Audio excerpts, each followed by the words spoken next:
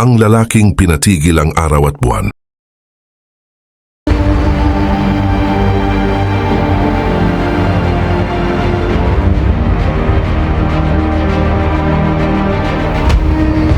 Isang himalang hindi pa muling naulit sa kasaysayan, isang araw na tumigil, isang buwan na hindi gumalaw, isang labanan na itinakda mismo ng Diyos para sa kanyang bayan. Isipin mo ang isang hukbo, pagod at mas maliit sa bilang, humaharap sa isang makapangyarihang koalisyon ng mga kaaway. Sa gitna ng matinding digmaan, isang lalaking puno ng pananampalataya ang humarap sa langit at nagsambit ng isang imposible at mapangahas na panalangin. Araw, huminto ka sa Gibeon at ikaw buwan sa lambak ng Ayalon. At sa di mailarawang hiwaga, ang araw at buwan ay tumigil. Ipinakita ng Diyos ang kanyang kapangyarihan at ang tagumpay ay ibinigay sa kanyang mga hinirang. Ito ang kwento ni Josue, ang pinuno ng Israel na hindi natakot humiling ng isang himalang hindi pa kailanman nakita noon. Isang lalaking may pananampalatayang kayang baguhin ang mismong galaw ng kalangitan. Paano ito nangyari? Ano ang mensaheng hatid nito sa atin ngayon?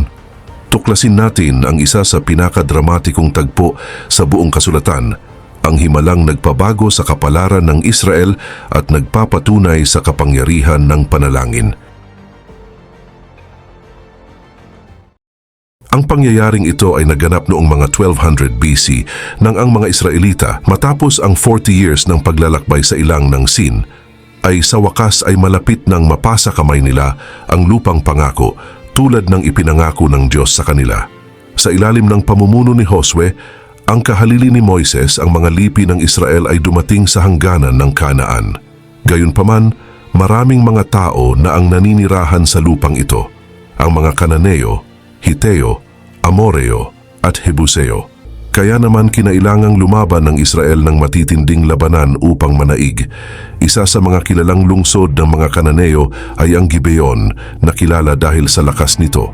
Ang mga naninirahan dito, batid ang panganib, ay gumamit ng panlilinlang sa pamamagitan ng pagpapanggap bilang isang malayong bayan.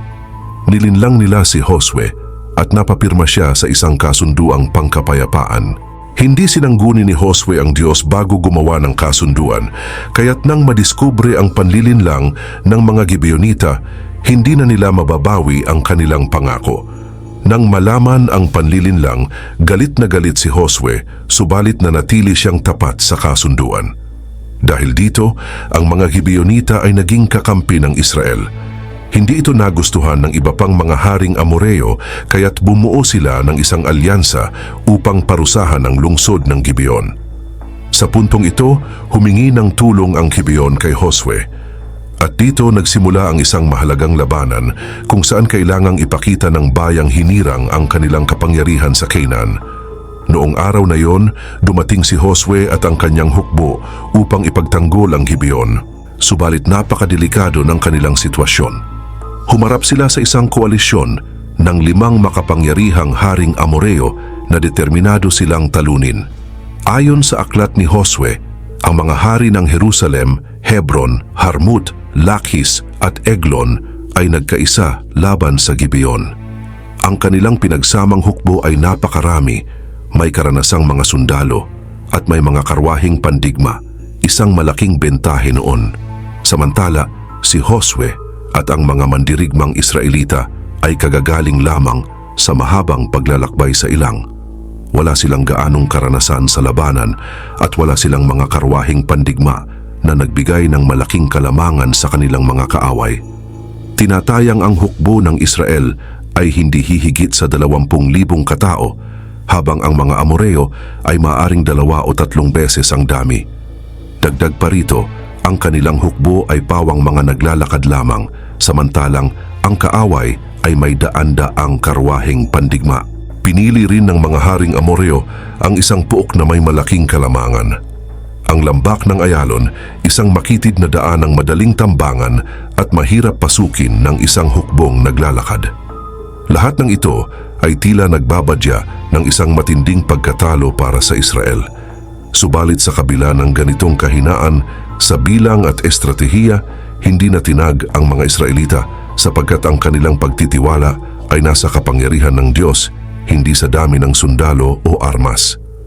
Sa pangunguna ni Josue, matapang silang lumakad, tiyak na ang Diyos ay lalaban para sa kanila kung sila ay mananatiling tapat. Dahil dito, sa harap ng tila imposibleng sitwasyon, hindi nag-atubili si Josue na humingi ng tulong mula sa Diyos sa pamamagitan ng isang pambihirang himala. Itinataas niya ang kanyang paningin sa langit at nanalangin gaya ng isinasaad sa banal na aklat. Araw, huminto ka sa Gibeon at ikaw, buwan, sa lambak ng Ayalon.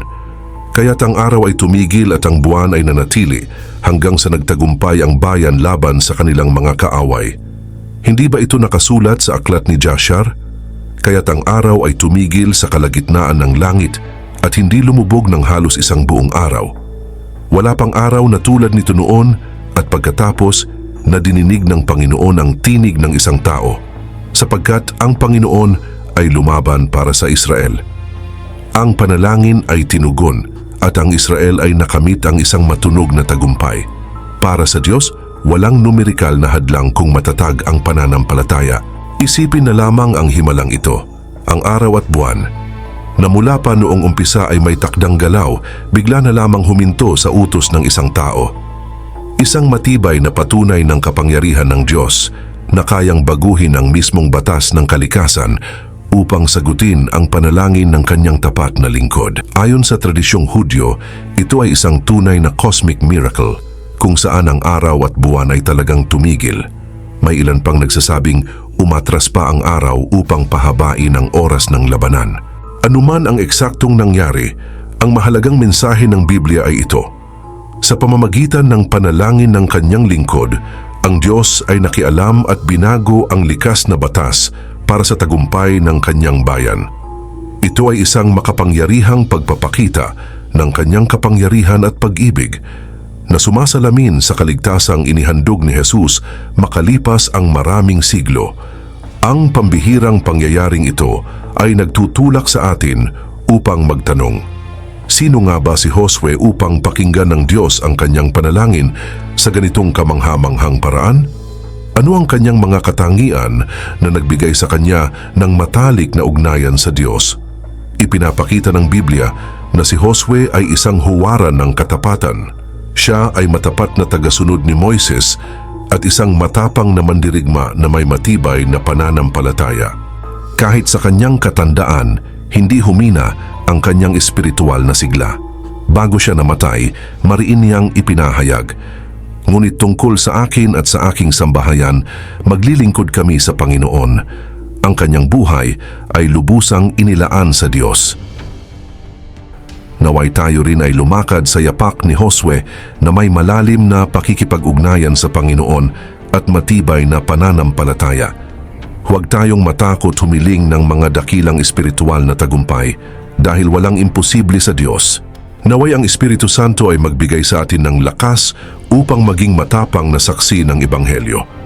Kahit sa matitinding labanang espiritual, makakamtan natin ang tagumpay sapagkat ang araw ng katarungan ay magpapawi sa kadiliman ng kasalanan at kamatayan patungo sa walang hanggang kagalakan sa lupang pangako.